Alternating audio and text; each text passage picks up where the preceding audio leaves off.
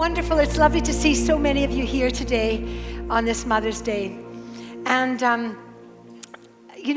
was thinking about the verses of this year, the beginning of this year, which is, to stretch forth. So I'm going to be speaking today about daring to stretch. And all the girls are going to get a little, in the house are going to get a little bracelet. That's why I ran off to get one.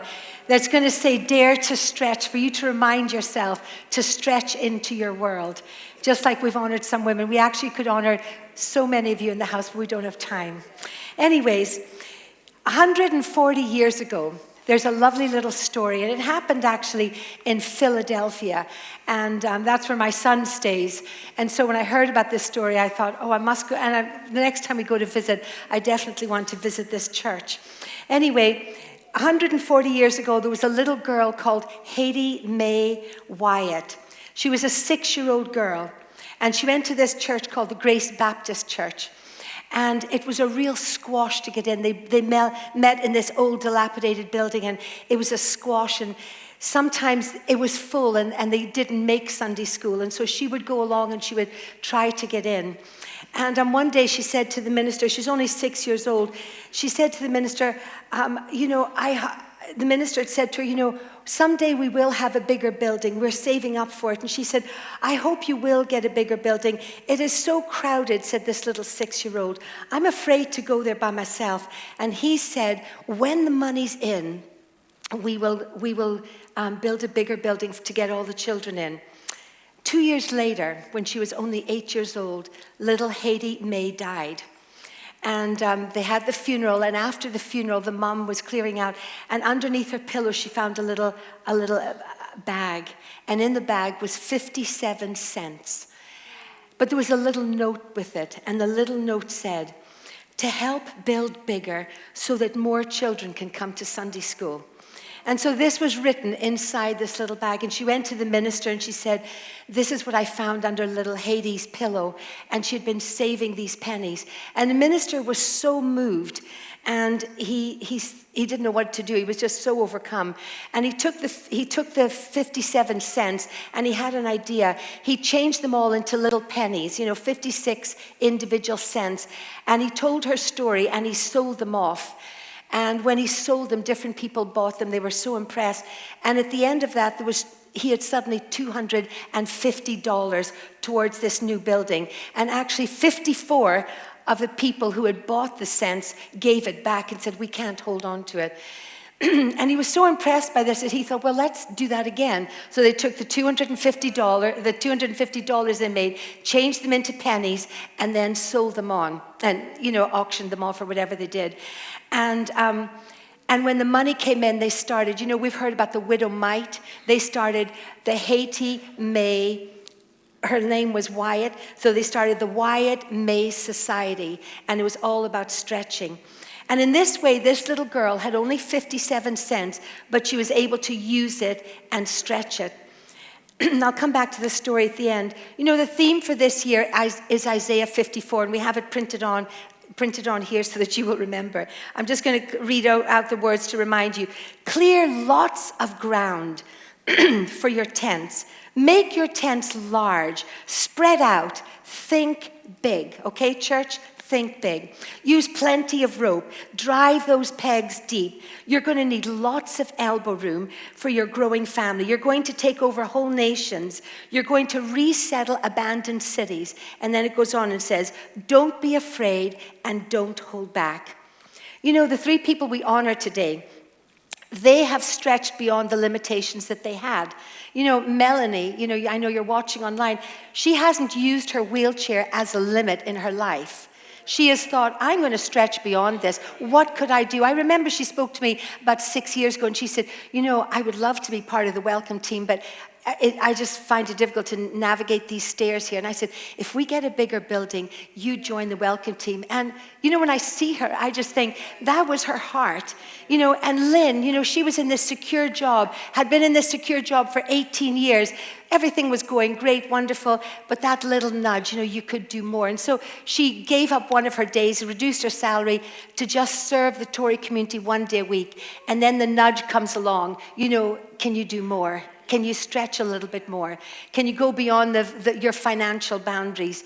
And it's not just a cup of tea and fine pieces that she makes. It's actually conversation she's having. It's lives she's changing. And grace, to put down your ambitions and your dreams, to stretch beyond. We all have a stretch. And my question is, what does a stretch look like for you?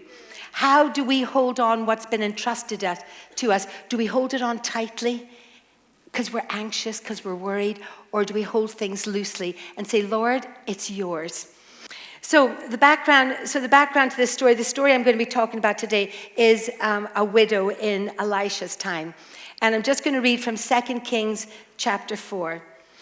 One day the wife of a man from the guild of prophets, it's behind me there. One day the man from the guild of prophets called out to Elisha, your servant, my husband, is dead. You well know that he was a good man. He was devoted to God. And now the man to whom he was in debt to is now going to come and collect my 2 children and use them as slaves. Elisha said, I wonder how I can help. Okay, tell me, what's in your house? Nothing. Well, I have a little bit of oil. Here's what to do, said Elisha. Go up and down the street, borrow the jugs and bowls from your neighbors, not just a few, borrow as many as you can get, and then come home, lock the door behind you and your sons, pour into each container, and when it's full, set it aside. She did exactly what he said. She locked the door behind her and her sons, and they brought the containers to her, and she filled them. When all the jugs and bowls were full, she said to one of her sons, can you get another jug, please? And he said, no, there's no more left. The oil then stopped. Then she went and told the story to the man of God, and he said, go and sell the oil and make good on your debts. Live both you and your sons on what's left over. Let's pray. Father, I just pray that the simple thoughts I have, Lord, that this beautiful story that's thousands of years old, Lord, will still have power today, Lord, that you will minister and you'll use my words, Lord Jesus, to speak to people and to nudge them on their journey. In your precious name, amen. If you ever wonder who came first, Elijah or Elisha, it's in alphabetical order, okay? Just throwing that out there. Anyways, Elisha's predecessor was Elijah. And when Elijah, he did some great things and great exploits, but one of the men that it speaks about when in Elijah's life is a man called Obadiah. And Obadiah was a prophet who actually was a God-fearing man and worked in the palace of King Ahab and Queen Jezebel. And during his time when he was privy to all the conversations and was like, we're going to go and kill all those prophets, Obadiah went and grabbed 100 prophets. He hid them in 2 caves, 50 and 50. And it says that he fed them and he watered them and he ministered to them until the time was over, until their lives weren't in danger. He sustained them. God used him in that incredible position. Now, Jewish tradition says that this widow was Obadiah's wife. But it doesn't say that in the Bible, but it could possibly be. But, there's other historians that have written down things, and other Jewish historians have said that this widow was actually Obadiah's wife. But whether she was Obadiah's wife or not, she was a woman who is a widow. And she finds herself in this awful, awful position. And she now finds herself in this position where she is single, she is on her own, destitute, she's nameless, we don't even know her name. And in those days was no relief organizations, no welfare programs. She is on her own.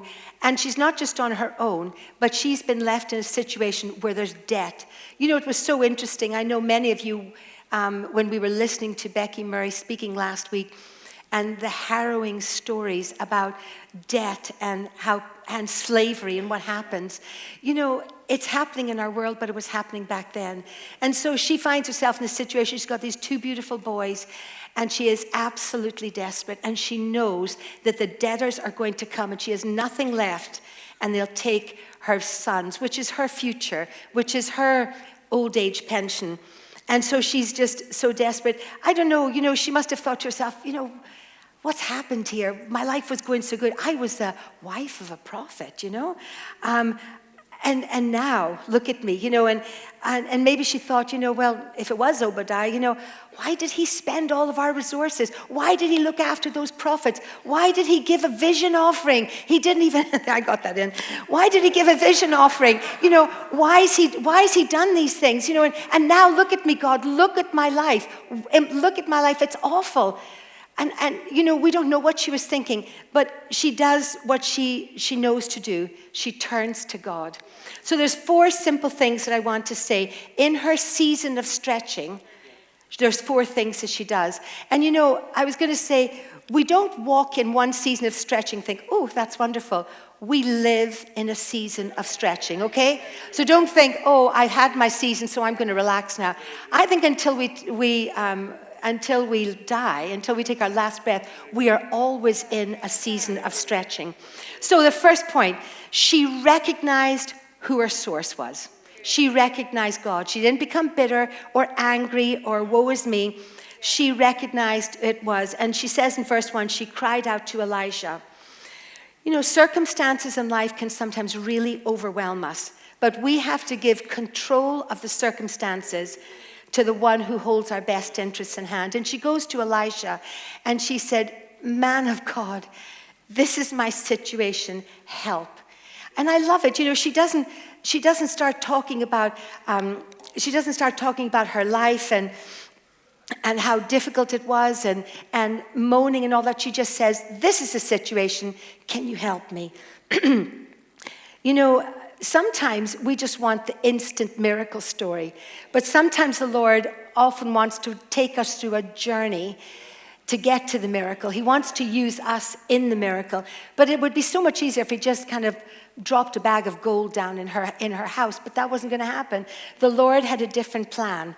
And so this is what happens. Sometimes we want the miracle, but we don't, we always talk about, fruit grows on trees. It doesn't grow on mountaintops. It grows in the valley. We want the fruit, but we don't want the valley journey. And so this is where she finds herself. She turns to God. And when Stephen said, what song do you want to sing? I love the song Same God, because the same God, we could have sung, as we mentioned different people, I could have substituted the same God. I'm calling on the God of the widow.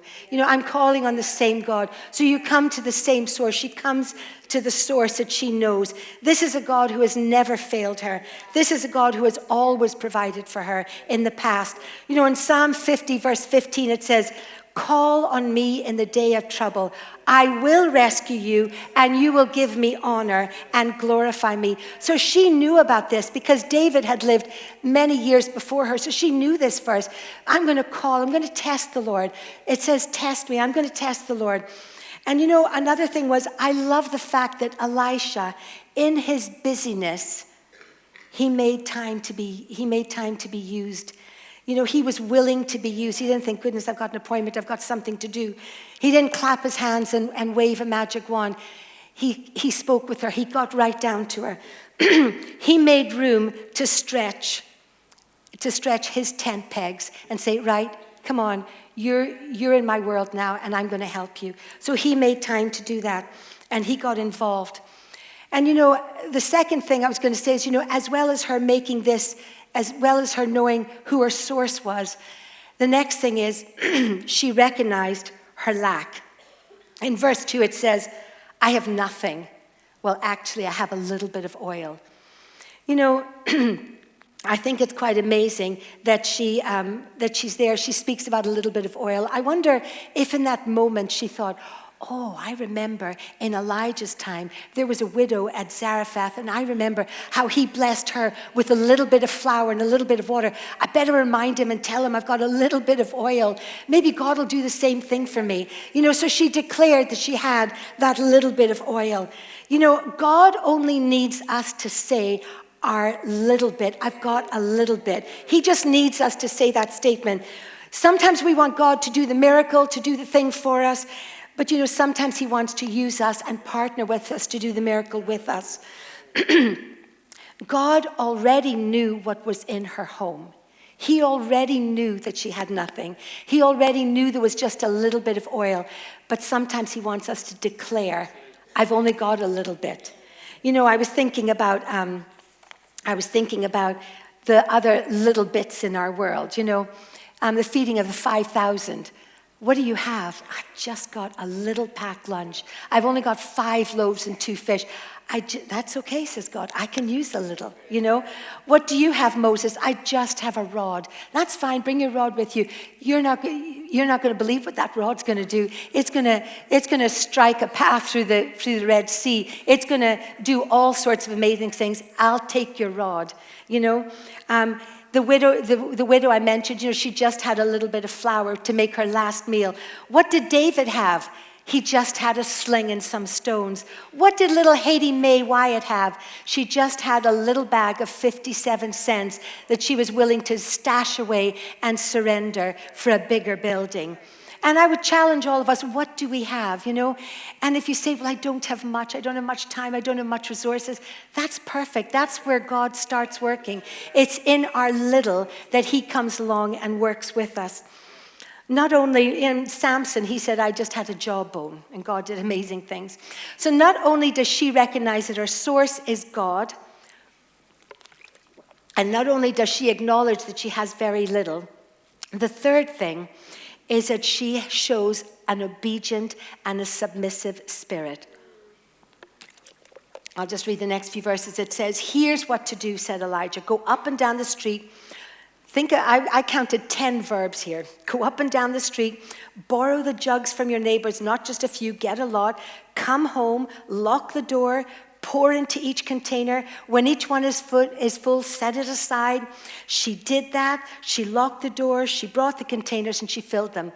10 verbs in those 2 or 3 verses. And I just think, sometimes we just want the miracle.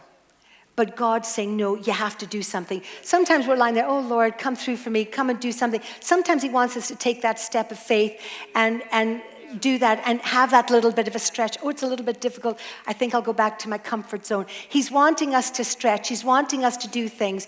And so it was with her, Elisha could have waved his hand. He could have spoke money into existence. He could have transported her to a foreign place because he knew that God could do that. He could have gone and hid her in a cave and kept her safe with her boys. But he wanted her to partake in this miracle. And I was thinking about the city of Aberdeen. God could instantly just now bring conviction on 220,000 souls in this city. He could bring conviction on them. They could just think, goodness me, I haven't thought about eternity. He could do that, but he chooses to use us. He chooses to use little old us. And this room represents so many neighborhoods, so many different spheres of influence, so many different jobs, so many places. And he's not saying, I don't want to clap my hands and Aberdeen will be saved. I want to use these people. I want them to get involved in the harvest.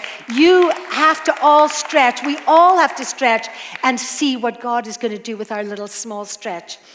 The first thing she had to do was obey Elisha's instructions. She had to act in faith before God responded. And quite often we want the miracle and then we'll talk about the faith journey. No, he wants us to take that step of faith and then he will respond to us. She didn't start asking questions. I think I might have asked some questions. Are you sure? What if they say no? My neighbors know we don't have anything. They think we're going to now take their jars and sell them.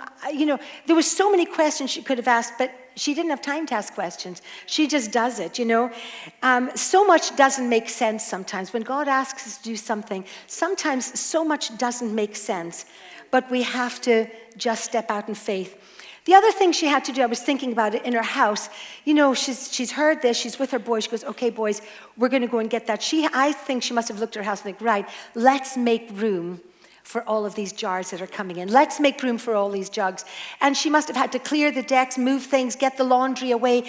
She had to make some space for these jars and jugs that were going to come in.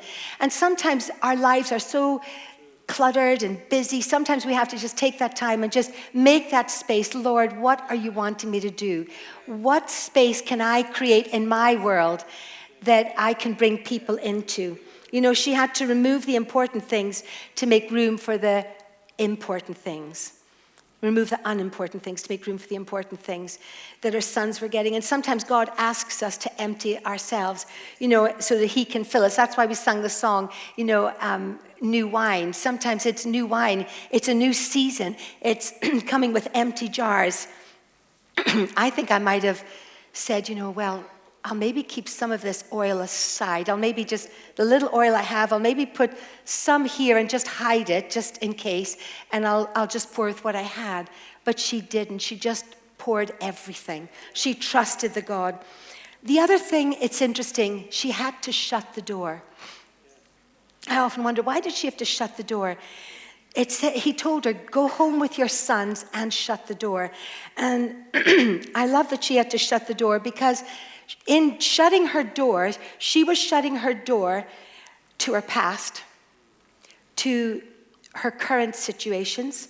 She was shutting her doors to her fears, her anxieties, to the neighbors looking in and wondering what was going on. She was shutting her doors in case she was looking out the road. Are the debtors on their way?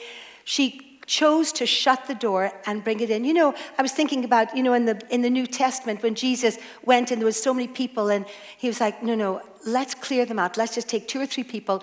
Let's shut the door and let's pray for this miracle. Sometimes you just need to get alone with God. You don't need to go on social media and have a good conversation about it, And another thing I noticed is, which I loved, he said, make sure you involve your children, involve your sons.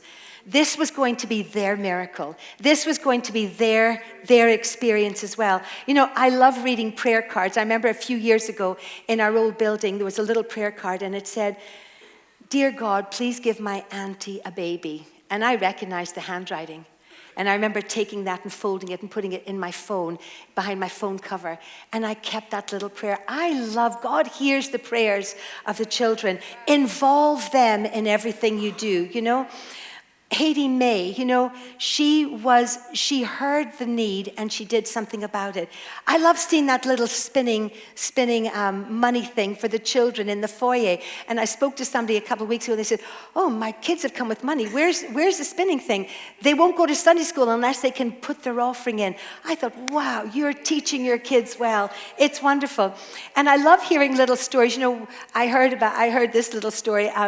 One of my grandsons, he had said to his mom, he said, when I'm at school and I really struggle and I can't get something, he said, I just start singing, our God is an awesome God. And he says, I say the words again and again, and then I can do my work. Isn't that lovely that we're teaching our kids these worship songs, that the worship team that are out there teaching your kids songs, those songs are going into them, those truths are going into them. They've just done a thing about the armor of God. They know about all these different bits of the armor, and they're putting them on, and they're using them, and I love that, God often speaks in the Bible about, I care for widows, I care for orphans. Well, now they're putting him to the test, aren't they? He is now going to prove that he is their provider. He is going to be your husband. He is going to be the children's father. He is going to provide for them. The other thing was she had to pour in faith, and she had to dare to stretch. Personally, I think I would have asked many different questions, but she took, and I think when she got all the jars there, I think she would have picked up the jar and said, okay, let's say a prayer. Let's hope this works, and picked up a jar and started pouring, and it's coming. This is full. I would have stopped there and said, okay, take that one. I'm not moving my position. This is a holy position. Get another one there. Start pouring again, Okay, guys, another one, And I think I would have, I don't know how she did it, but she kept pouring and pouring. And finally she says, quick, another one. And they're like, there's no more jars left. And it said the oil stopped flowing. Imagine if they had only got a few. Imagine if they had only got a few. If they had only got a few, it would have just paid the debts. It wouldn't have sorted their present, and it certainly wouldn't have sorted their future. But she poured in faith, and she kept pouring until it was done. God always multiplies what we surrender to him. And the fourth thing is, as well as recognizing that God is her source, acknowledging she doesn't have much, obeying implicitly exactly what Elisha has said. The fourth thing, God provides for her present needs and her future dreams. When we dare to stretch, he supplies. We just have to know that the Bible is full of stories like that.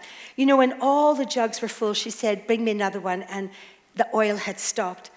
You know, the source was never the issue. It was her faith. It was her obedience. It was her asking. It was her listening. The source, there was always going to be a supply. God has a supply to meet every need. The source is never the issue. It's sometimes our obedience. And sometimes, did we go to the right source? Did we acknowledge we have nothing? Did we act in faith? And so that's what happens. Imagine if she had just got a few containers, she would have been able to sell that, and that would have sorted her debts. But what would she have lived on? But because of that, she was able to have provision for tomorrow. And I just think it's amazing, you know, those boys. I wonder what happened the next day. You know, I can imagine they went to school the next day in a nice new uniform. You know, Mom's got money for our school uniforms today. And they had money because they could pay for that school trip because Mom's got money. And, you know, they were able to go to that birthday party they'd been invited to because we now have money to buy a birthday present and we don't have to go in all that shame that we don't have anything. You know, God provided for them. Those little boys were able to dream of having an education and doing great things for God because God had provided. They had watched the miracle. They had seen everything. We don't know what happens, but, you know, heaven's going to be a great place. I want to find those boys. Tell me what happened. What did you guys go and become? Maybe they became the most incredible guys, but the Bible's just a short glimpse of someone's life. But we can just imagine, you know, in those simple solutions, when he said, go and sell the oil and make good on your debts, you know, Elisha was saying, pay your debts, sort your past, get that done.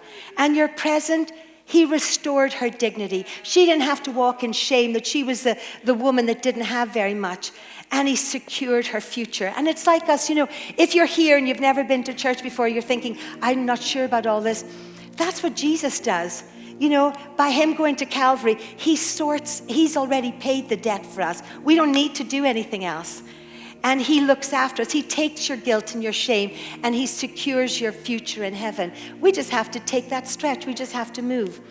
And, you know, in you know, bringing this thing to an end, you know, she recognized that God was her only hope. She dared to stretch her faith, and she involved those boys. You know, going back to the little story, in 1912, that's not that long ago, 1912, 26 years after little Hattie May Wyatt had died, there was a minister that stood up and gave the story of what had happened.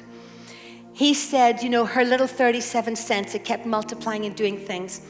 He gave an amazing talk on what happened to that 35 cents. 26 years later, there was a church membership of 5,600 people. There was a hospital where tens of thousands of people were now being treated. There was 80,000 young people going through university, and there was 2,000 people going out to preach the gospel, all because a little girl with her sense decided to seed it in. She had no idea. She was in heaven. She never saw what happened to it. But God did. You know, and I just wanted to say, she knew the God of Ephesians 3:20. Now to him who is able to do immeasurably more than we could ask or dream or imagine, according to his power that is work within us. You know, it's his power that he uses us to partner with us to do great things for us. He has all the glory.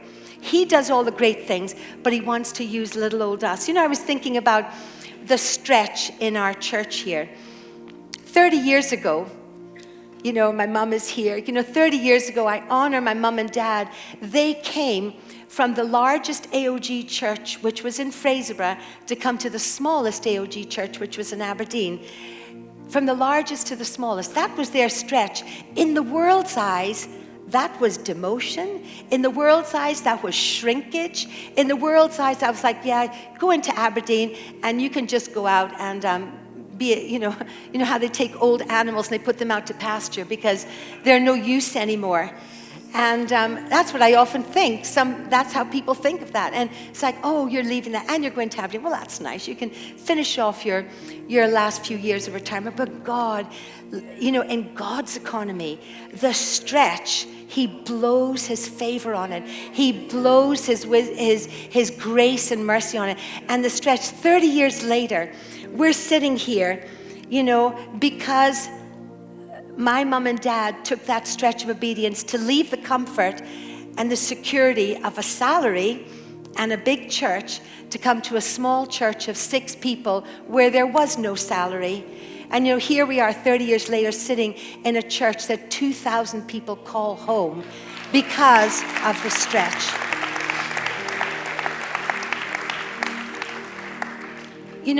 God goes above and beyond our wildest dreams. Having faith doesn't mean that we just sit around waiting for the miracle. He wants to partner with us. He wants us to take that step. And there's an old song, when we come to the end of our resources, when she was at the end of what she had nowhere else to turn. There was nothing else to do. When we come to the end of our resources, there's an old song, He giveth more grace. And I know Ailey had spoken about it recently, and I've quoted this many times as sisterhood. Because when I often pray, the chorus is, His love has no limits, His grace has no measure, His power has no boundaries known unto man. But out of His infinite riches in Jesus, He gives and gives and gives again. But the verse I wanted to focus on, to all of you here, fear not that your need shall ever exceed His provision. Our God only ever yearns His resources to share. When we reach the end of our hoarded resources, our Father's full giving has only begun. So, when we hold things tightly and we're holding on to them, He's like, no, just trust me. You can let go of things. You can give whatever you have, whatever talent you have, whatever gift you have, seed it into the local church, seed it into the community, and see what God will do with the stretch. And I love all these young people here, and I just think they're just incredible and amazing. And sometimes a stretch for you will be just standing firm at school. You think, oh, I'm not doing anything great for God. Just standing firm, just being a Christian, just not compromising, just thinking, I am not going to get involved with what's happening. I'm not going to listen to what they're saying. I am just going to stand strong. I'm going to come to church. I'm going to get built up, and then I'm not going to compromise. And I think that is your stretch, young people. And I believe that God is going to do incredible things with the young people and the children of this church. Don't let the culture that is around you define you and tell you who you are. You are all fearfully and wonderfully made, created to live in this season and at this time in 2024. The same God that carried your parents and grandparents is the same God that will sustain you, and He will carry you through. And trust Him. Dare to stretch. I dare you, okay? God bless you. And, when I know the guys are going to do something similar for Father's Day, but for the girls, put it on your bracelet and remind yourself. And sometimes daring to stretch might just be a little conversation. It might be taking a meal to somebody. It might be just opening the door for somebody, just living a lovely life where you're kind with people. Being kind is a big stretch. And heaven will tell one day the stories of all of you. God bless.